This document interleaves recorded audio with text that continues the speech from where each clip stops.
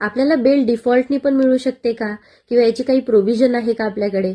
तर section 187 subclause 3 भारतीय नागरिक सुरक्षा संहितेचं असं म्हणतं की सपोज तुम्ही कस्टडीमध्ये आहात ॲज अ अक्युज्ड आणि सपोज पोलीस ऑफिसर्सनी लेस सिरियस ऑफेन्सेसमध्ये 60 डेजमध्ये चार्जशीट दाखल केली पाहिजे आणि जास्त सिरियस ऑफेन्सेसमध्ये ज्याची की पनिशमेंट डेथ किंवा लाईफ इम्प्रिझनमेंट असेल तर या ऑफेन्सेससाठी 90 दिवसांमध्ये चार्जशीट दाखल केली पाहिजे.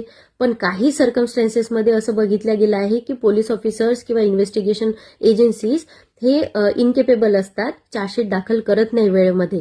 तर the very next day arise होतो एक राईट, ज्याला अक्युजचं राईट म्हणतो, ज्याचं राईटचं नाव आहे डिफॉल्ट बेल.